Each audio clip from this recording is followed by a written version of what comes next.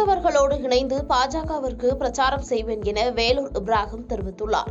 கோவையில் மத்திய சிறையில் அடைக்கப்பட்ட கிறிஸ்தவ குருமார்களை சந்திப்பதற்காக வந்த பாஜக சிறுபான்மை பிரிவு தேசிய செயலாளர் வேலூர் இப்ராஹிம் செய்தியாளர்களை சந்தித்து பேசினார். அப்போது இஸ்லாமியர்கள் கற்றவர்களோடு இணைந்து பாஜகவிற்கு வாக்களிக்க கோரி நாடாளுமன்றங்களில் பிரச்சாரம் செய்து கொண்டிருக்கிறோம். பாஜக என்றாலே இஸ்லாம் மற்றும் கிறிஸ்தவ சமூகத்திற்கு எதிரான கட்சி என்ற போலி பிம்பம் இந்த தேர்தலில் பிரிக்கப்பட்டு இருக்கிறது என்றார். மேலும் நாகூர் இஸ்லாமியரை சந்திக்க சென்று தன்னை தீவிரவாதிகள் தாக்குவதற்கு தயாராக இருக்கிறார்கள் என கூறி காவல்துறை எனது பிரச்சாரத்தை ஜனநாயக ரீதியாக கருதியதில் உரிமையை காவல்துறை தடுக்கிறது என தெரிவித்தார்.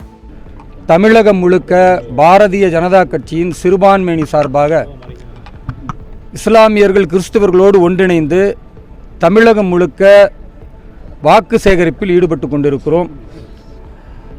7வது பாராளுமன்ற தொகுதியாக இன்றைக்கு கோவை பாராளுமன்ற தொகுதியில் போட்டியிடக்கூடிய பாரதிய ஜனதா கட்சியின் மாநில தலைவர் அன்பு சகோதரர் திரு அண்ணாமலை அவர்களை ஆதரித்து தாமரைக்கு வாக்கு சேகரிப்பதற்காக நாங்கள் வந்திருக்கிறோம்.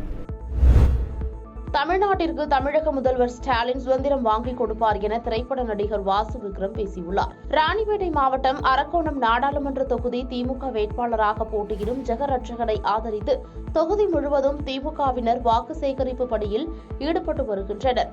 இந்நிலையில் கலவை பேரூராட்சி பகுதியில் திமுக வேட்பாளர் ஜெகரட்சகனுக்கு ஆதரவாக நடிகர் வாசு விக்ரம் கலவை பேரூராட்சி பகுதியில் ஒன்றிய குழு தலைவர் அசோக் தலைமையில் வாக்கு சேகரித்தார். அப்போது தமிழக முதலமைச்சர் மு.க. ஸ்டாலின் கை காட்டுபவர்தான் இந்தியாவின் பிரதமராக வருவார், ஊழலை ஒழிப்பதாக கூறிய மோடி தற்போது தேர்தல் பத்திரத்தில் ஊழல் செய்து வருகிறார் என குற்றம் சாட்டினார். இந்த பிரச்சாரத்தின் போது கூட்டணி கட்சியினர் உட்பட பலர் கலந்து கொண்டனர்.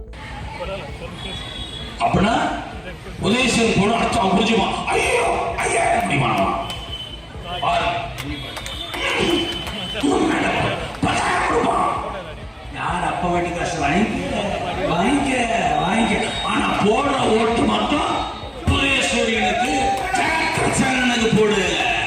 ஆனா பணம் வாங்கிக்க அவங்க அப்பா வீட்டு காசால. இந்தியாவின் முதன்மை மாநிலமாக தமிழ்நாட்டை முதலமைச்சர் கொண்டு வந்துள்ளார் என காங்கிரஸ் மாநில தலைவர் செல்வ பெருந்தகை புகழாரம். திண்டுக்கல் நாடாளுமன்ற தொகுதியின் மார்க்சிஸ்ட் கம்யூனிஸ்ட் வேட்பாளர் சச்சிதானந்தத்தை ஆதரித்து உணவுத்துறை அமைச்சர் சக்கரவாணி தலைமையில் ஒட்டன்சத்திரம் தொகுதிக்குட்பட்ட மானூர் ஊராட்சியில் பிரச்சாரம் நடைபெற்றது.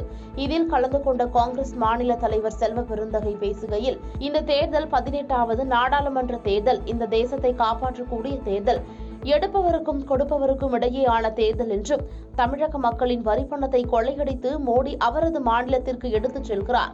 நிதி ஆளுமையுள்ள நமது முதல்வர் அனைத்து திட்டங்களையும் செயல்படுத்தி கொடுத்து வருகிறார் என்று தெரிவித்தார்.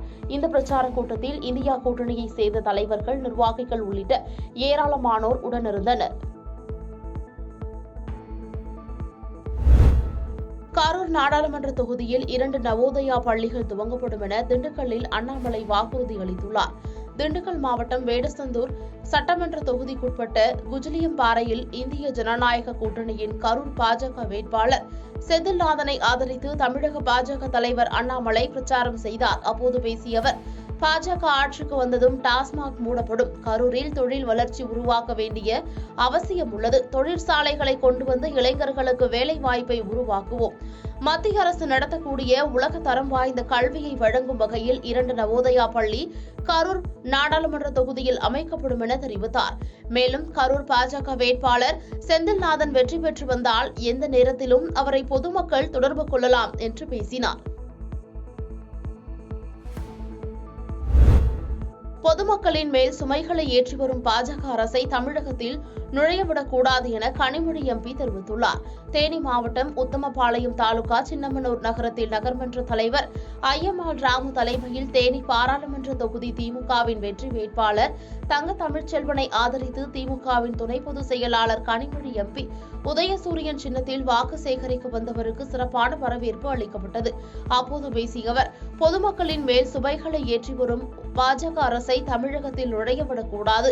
அம்பானியையும் அதானியும் உலகளவில் பணக்காரர் ஆக்கி அதன் மூலம் அரசியலுக்காக பணத்தினை வெவ்வேறு வழிகளில் தேர்தல் பத்திரம் மூலம் பெற்று இந்திய மக்களையும் தமிழக மக்களையும் ஏமாற்றிய மோடி அரசு மேலும் மதத்தையும் சாதியையும் தனது அரசியலுக்காக பயன்படுத்தி வருகிறது என்று குற்றம் சாட்டினார்.